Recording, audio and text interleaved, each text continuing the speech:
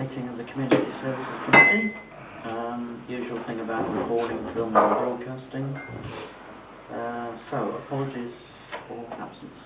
So, Chair, apologies from Councillor Chichester Miles, Councillor Canfield sitting in, and also apologies from Councillor Gillam. Okay, thank you very much.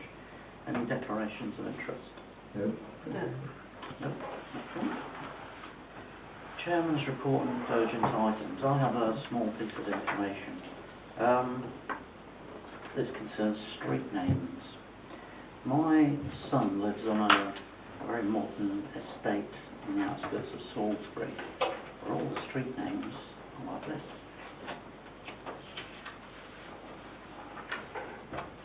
Acknowledge it first. No.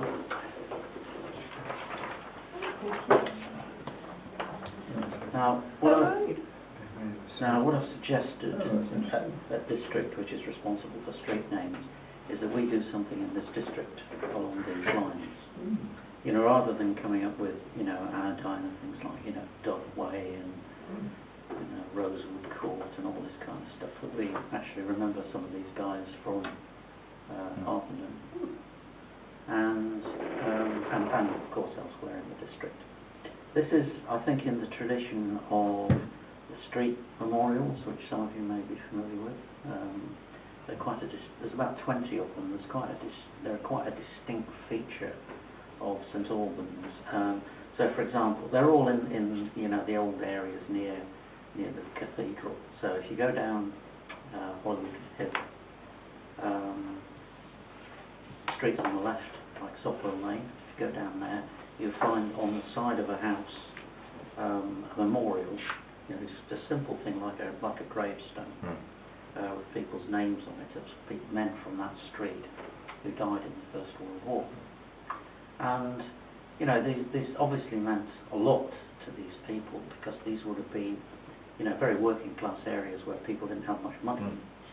And the loss of, say, 4 or 5 men from a street, you know, would have been very keenly felt in those days, and they were very important. And the district council, probably about 2 years ago, or maybe 3 years ago, you can remember some of those. These were all refurbished, and you can't, you know, you can't just turn up with a scrubbing brush. You know, these are protected monuments, and it took a long time to get it done, but it was very well worth doing. And so was the main war memorial at the top of St Peter Street. So, in terms of the district, we've got, this will just be for new roads, okay. I've run it past Alec Campbell, who's the leader, and Julian, and they're both in favour of it, and we're sort of moving ahead with it at this stage. You know, we haven't committed to it yet, but we're favourably disposed. So the first step, we've got 2 garage sites coming on stream, garage site developments coming on stream in Sandridge. So we can name those 2 streets after Sandridge Salters. We're going to rename Wavell House, which is on Selbarns Lane. If you know it was a sheltered block, and it's now been demolished, and we're rebuilding it. We're going to change that to Warner House, in memory of Private Edward Warner PC, who's, you know, the sole holder of the Victoria Cross from St Albans. And was the third thing, I can't remember. Oh, we can do this with Westfield. If I need to put it.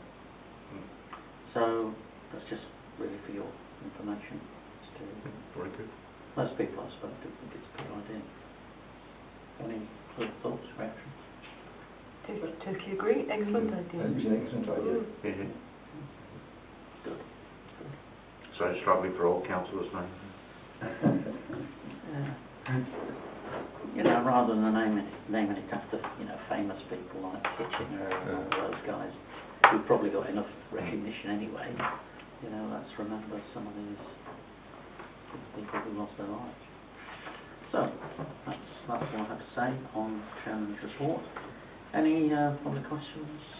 No, I haven't received any, Chair. Okay, thanks. Minutes, the last meeting, 18th of July, can we confirm those? Yes. Okay. Thank you.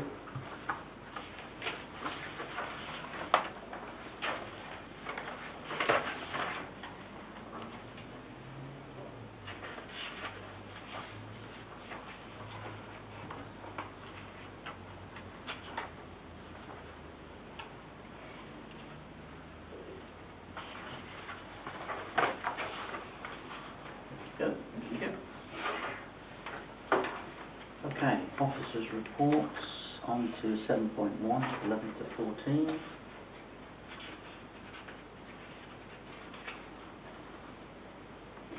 I think we're noting and approving this. Does anybody have any comments on the... Right, bit of fun. Bit on 6. Or how many days? 6. Meetings. I do beg your pardon. Other meetings. Sorry, I've jumped. Sorry, Jerry. Well done. Well spotted. Okay, so we're receiving the minutes of the Christmas Carnival Working Party and the Allotments Working Party. Does anybody have any comments on those? No? No comments? Okay, thank you very much. Duly received. Now we can move on to the forward plan.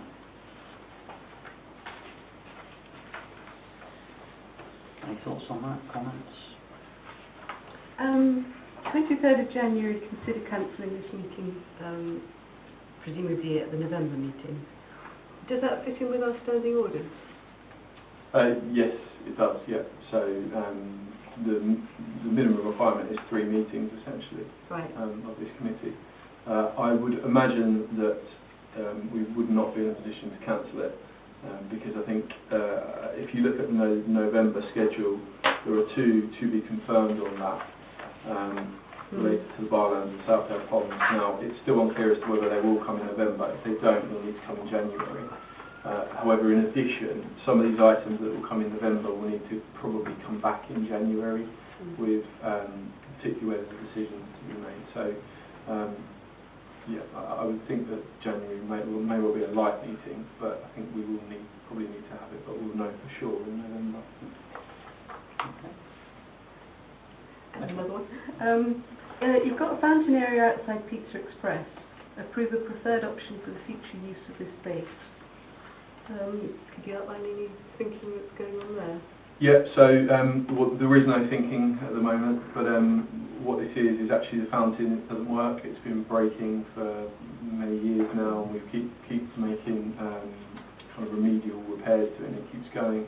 Linked to the idea previously around having a water station in the town centre as well, so the whole part of the getting rid of plastic. There was a suggestion that I think council was mentioned at council as well previously as part of our business plan update, that we look to see whether we can include that. So really what we need to do before then is to work up a number of options as to what we do with that area, to bring that to committee for consideration and for it to be a project in the next financial year. Okay, because wasn't that fountain donated however many years ago? Doesn't that have a link to the racing? It was on our premises for a long time, but then it went somewhere. It was retrieved. I don't know what the story. This was in John Bagshaw's time, and we voted then to upgrade it, and the Royal sort of put it where it was. It is now, rather. But it was found, right. and I'm not quite sure where that was. Do we know where it came from? Yeah. Well, it was originally a drinking fountain. Yes. Then converted because they were deemed unfit for human consumption. These drinking fountains, it got put into the fountain that it is now. It spent a long time in Ned Nash's garden, I believe. Oh, that's right. Because it was one of those things that there was nowhere for it to go. There wasn't much to do with it.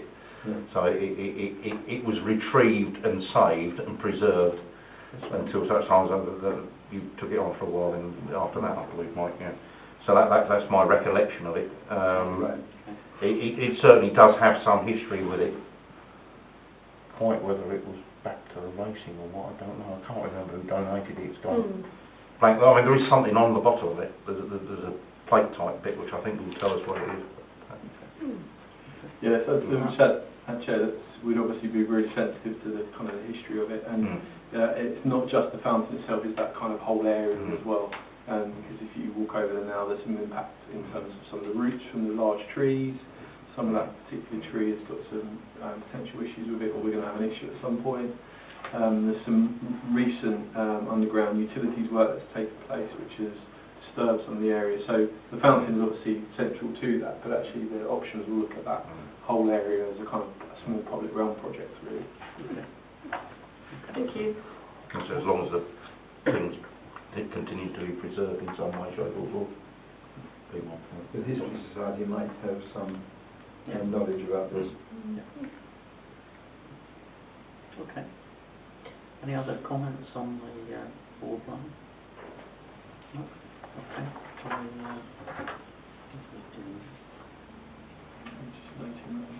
Noting. Yeah. Oh, noting and approval. Yes. Yeah.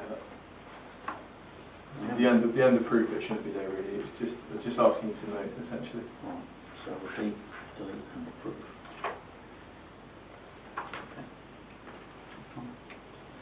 Okay, right, moving on. 7.2 key actions, projects update. Yeah, thank you, Chair. So this is just a short verbal update on some of the work that has come before the committee. And there's just a few items, some from last time, some that have been going for a little while now. And in fact, I might actually be repeating myself because the information bulletin we've been putting lots out on that in recent weeks, and so some of it might have been covered. So the first one is air raid shelters. So if you've been in and around town, or if you've been around Queen's Road, Common, we've started, which is really good. So we're estimating a 4-week project, roughly a week for each air raid shelter. And we've managed to design the logistics, as I talked about last time, to have minimal disruption, although there is, of course, some disruption, which the committee kind of approved last time, particularly around Leighton Road, Leighton Green, and also down outside the Bowes Parade, outside Wee and outside the charity shops down there. So far so good. The first one, the work has started. They've filled half of it within half a day, which is pretty good, pretty quick. How many loads does it take? So it's still not 100% sure, but it's somewhere between 45 and 70 lorries. Wow. Yeah. So it's quite a lot. Quite a few movements. Yeah. Originally, the first logistics plan we had was almost double that, because they were talking about obviously essentially bringing the lorries in really mixed and pouring straight in. But logistically that would have been a nightmare around town. So we've now got these kind of small operations set up where you've got this kind of ready mix that you basically chuck the water into that produces it, and you do much more on site. Dry mix of the towel thing. Yeah, essentially, yeah, just without the towel, Yeah. essentially. It's just a piece of machinery that's been used. So air raid shelters have started. We're expecting 4 weeks. We've had some complaints from businesses, particularly around the road closures. We're obviously very sensitive to that. We've spoken to them well in advance. We've given them, we've dropped letters into all local areas, and I can understand the concerns, but the alternative, necessary. yeah, the alternative was shutting full car parks for weeks on end. So I think we've designed it in a way that's the least disruption. Okay. From the last meeting, we talked about things going on at Christmas. So to give you an update, the Christmas fair, so that will be going ahead 7th to the 9th of December, and it will be in the committee's preferred location, using part of the farmers market, but not in the area around Sainsbury's. So that was really good. So the company went for that. All of the licences, permissions, road closures, and all that has gone through. So that's definitely happening now, which is really good. And as committee agreed, it's kind of a pilot. We'll see how it goes. See what we think about it really. With a view to doing more next year if we like it. And the second thing is ice rink. So we haven't had any concrete yes that we're going to do this as yet. So I'm waiting on some feedback from suppliers or the group of people that can deliver it for us. They're due to come back to me this week. So maybe it was a bit ambitious hoping to come back to this committee today for an approval on it, but what we'll have to do is if the plans come back and it's suitable, then we'll have to circulate around to the group and get chair's approval on that. I would say it's probably 50-50 at the moment, because we're getting close to the point of which actually logistically it needs to be agreed to put lots of things in place. What I certainly don't want is something that's not of the quality and the standards that we might expect in Harpenden really. So there's varying types of ice rink flooring that you can get, from the really bog standard that don't look very good to the all singing, all dancing, actually ice that you can get. So I would have to keep you updated with that one as I hear the plans for that. The next one is the River Lee and the Boardwalk. You will note that you've got an item on this in November where it's under exempt business, and that will hopefully be to appoint a contractor to carry out whatever the necessary works are. So there'll be a commercial element to that, which is why it will have to go, the decision will have to go through under exempt business. What we're likely to have is is almost a covering report in non-exempt business that sets out all the options for what we're going to do. So we're still at the exploratory stage. We've had one contractor come out, and to be honest, we weren't massively confident in what they were telling us. We seemed to be giving them a lot of information, so we lost quite a bit of faith in those. But actually, we had another two come along, and off the back of that, we've got some kind of concrete ideas, and we need to do some further exploratory work. So we'll have clear options as to how we address it. It will be some kind of soft engineering work that will need to take place in the riverbed. Although without, doesn't seem as bad as we thought it might have been. But we're working up the options and prices as well. That's the other crucial thing. So in November we'll have a clear picture for decisions, but we'll be communicating before then as to once we know what the options are. Okay. And then the boardwalk obviously follows on from that project afterwards. And the last one to touch on, and it comes back to you later in this year, I think in March, is the bylaws. So we started our review of the bylaws as per the timetable that the committee agreed. We've got the first draft of recommendations from our new projects officer, which we'll be reviewing next Monday, and then that takes it through the timetable that we've agreed, which essentially is the next step to Secretary of State, and then public consultation. Can you just give us a quick flavour of the changes? So, as it stands, I haven't looked at the changes that the projects officer has put through, so the report is sitting in my inbox. We're looking on Monday. I think what it will do, what it will certainly do, is look at areas where we don't have bylaws at the moment. So, Backford Spring, Lillica Park, Westfield. Interestingly, there is one complication with some of those where they were owned previously by district. District haven't unregistered the previous bylaws, so actually bylaws do exist, but they exist in their name. So there's a bit of complication of us having to deregister them and then register them again under our name. So there'll be new ones where we haven't got them, but also there's coincidentally the government have just released new model bylaws. Unfortunately, halfway through our initial review, so we have to start again. But there'll be things in there. The big new things are things like the use of drones. Actually, that's quite a new one and a new phenomenon. So that's probably the big one in there. The big thing for us is around unauthorised encampments, I think. That's one of the tools I think that we can use bylaws for, where I don't think we're particularly protected in some areas at the moment. Thanks very much. Was that all? That's all from my update. Any comments from anybody on that? Okay, thanks very much. So we're just noting, we're not doing anything, are we? It's just a verbal update. Okay. Right, on to 7.3, Commons and Greens Small Scale Community Events Programme. Starting on page 15. It all seems to have gone really quite well, doesn't it? Yeah, I think that would be the message actually, the kind of the vision and the ambition that the committee had and when we put together the new post and Heidi's People and Wildlife Officer. I think we far superior than we ever thought we would do actually. You just look at the numbers and it's incredible really. And one of the nicest things for me and for Heidi, when I asked Heidi, what's your kind of biggest success?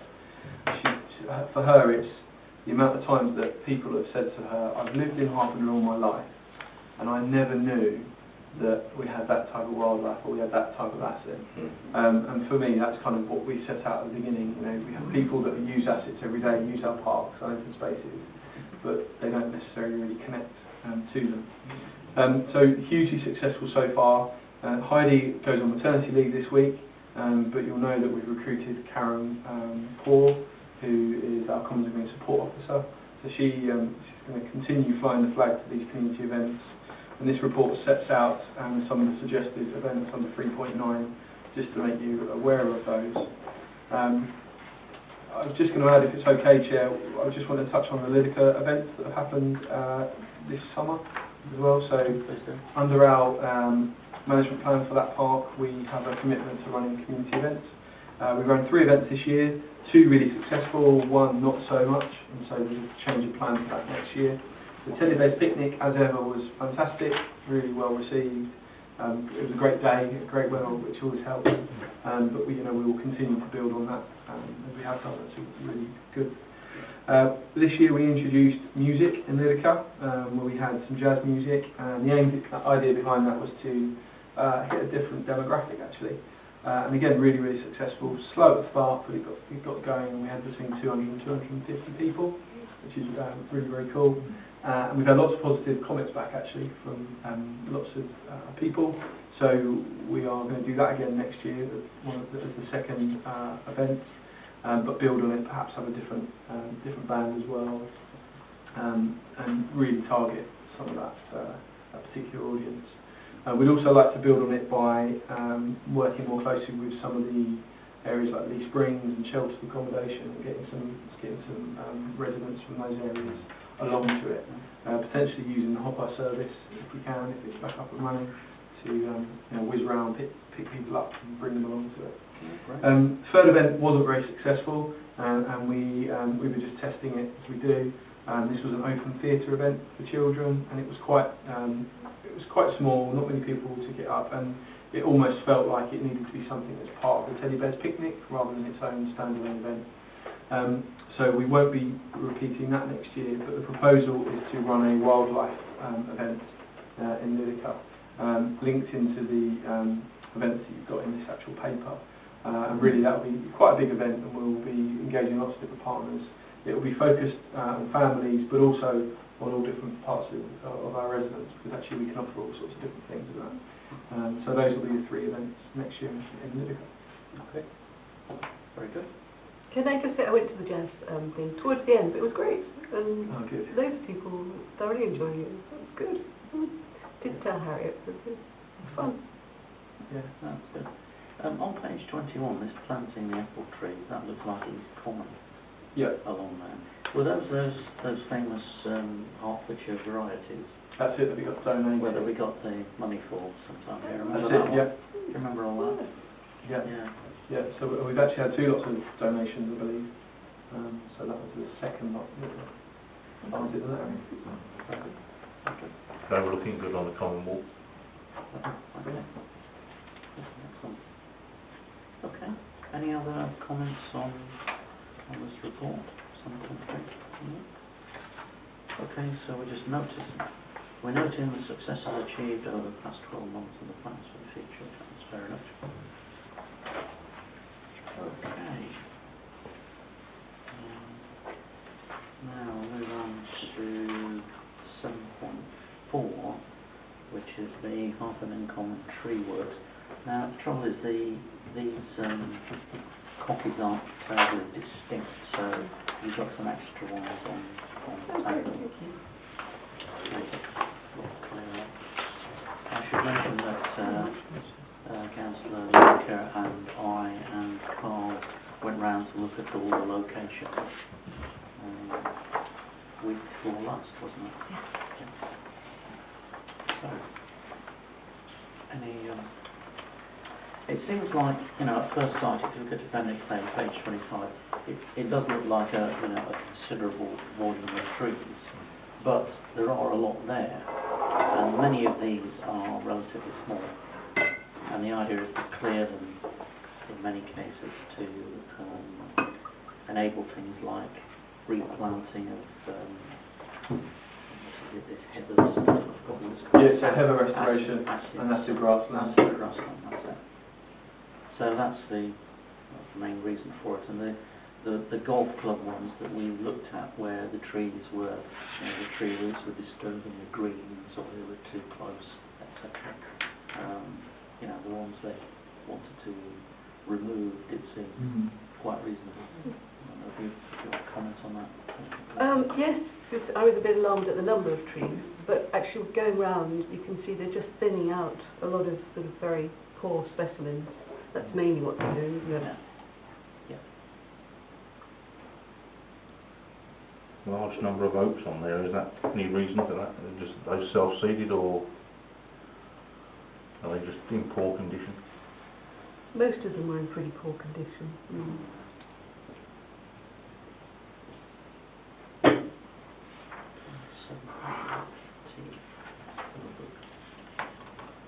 It's worth just adding, Chair, I know it's in the report here, part of the reason why you're getting such a large number of trees recommendations in one report is actually because we haven't quite been able to do the proactive side of things as we would expect. So we look after a significant number of trees across the town, and when you get winds like today, it makes me a bit uneasy, because actually what it always means is a lot of reactive work that we have to do. And to be completely honest, that reactive work has overtaken most of the proactive stuff over the last probably 2 years. And so some of this would have been in the previous management plan that ended in the beginning of this year. So it's partly catching up, essentially, but it does support all of our priorities within the management plan, particularly around the massive grassland and heather restoration, which is really important. And it did seem to be recovering, didn't it? Very well. From what we saw. Yeah. Yeah. Okay, any other comments or thoughts on this one? So we're asked to approve the programme of tree works as set out in Appendix A. All in favour? Yes. Yeah. Thank you very much.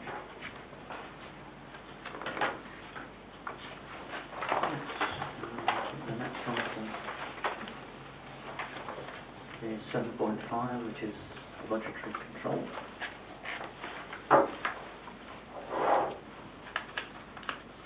Only a few areas are under our control, aren't they? So town hall.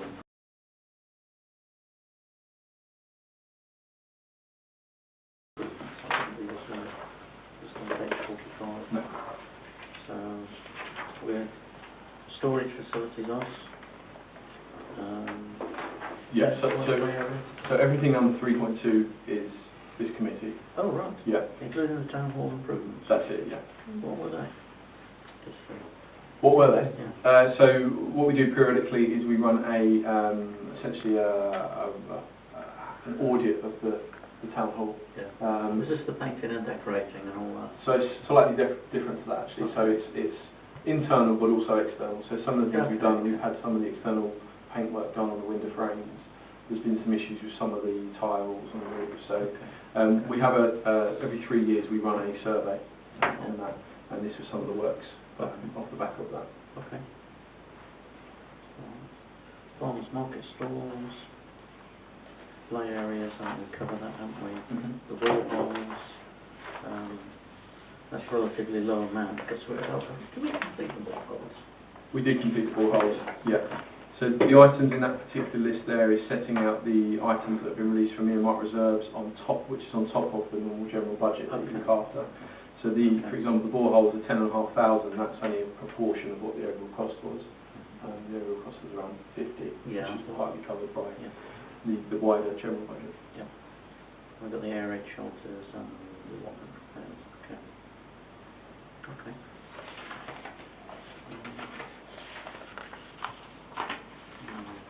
Any other comments? Were you indicating? No, sorry, big one. Excellent. Me again.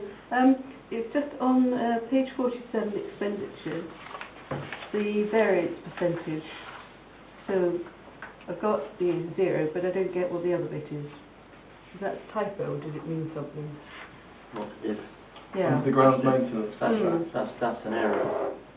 That's an Excel error. Yeah. Oh, right. It just indicates error. I was just racking my brains thinking, what does that mean? Yeah, so the reason why that error, so the formula will be correct, the reason is because they're actually, the actual date isn't at where it's expected to be, and that's very much because we haven't received, or we don't receive the invoices from districts in a timely manner. Yeah. But it's probably because you've got a 0 in there. Exactly, yeah. That's what will be thrown in, I should think.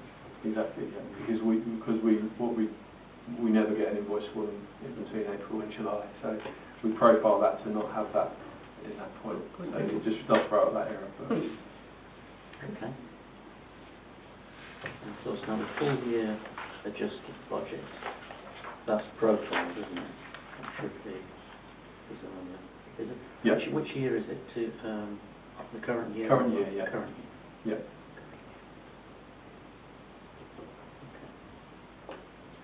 So the overall picture on our forecast at the moment is that we're looking at a favourable variance of just over £14,000 Yeah. at the current time. That's broadly on track, isn't it? Yeah. Okay. What I would just add, Chair, is that I do expect that to get better as a result of commercial income, because actually some of our commercial income figures are better than we profiled or budgeted for, partly quite deliberately actually, just in case we didn't quite achieve what our vision was to be. So commercial income figures will kind of help prop that up as well, to make it even more favourable. Yeah. How are we doing with the two vans on the concourse? One. Is it one now? No, so we've got three. So Three. we've got a licence for. The main one is still a pancake, whatever. Yeah, He's there. that's it. So we've got the pancake trader, who is licensed 4 days a week at the moment. We've got Emilio's, which is our other regular one, who is there 6 days a week in the Mediterranean food van that he does. We've also got the Pudding Stop, who were one of the first original two Emilio's. Pudding Stop's licence finishes at the end of this month, and that's not being extended, partly because they are not far off getting a permanent unit in town. So we've actually replaced them with a new trader selling coffee. Okay, so this has been a successful initiative, Yes. because the guys had the opportunity to trial his market, his products and services, Yeah. to the point where he feels confident enough to set up shop permanently. That's good news, isn't it? Yeah, so it's really interesting because the two originals came in from different reasons. One was very much looking to do exactly that, test the market, see whether a permanent unit would be, build an audience locally, and that's worked. The other one is, I would say, has probably got little intention of ever going to a permanent unit, because his business is based on being out and mobile, and actually they see a lot of them trading on the concourse as a marketing tool for other events, and private bookings. I think that's a lot what they get their business from. So from our perspective, it's brought in, well, it will have by the end of this financial year, £35,000 commercial income. That we didn't have before.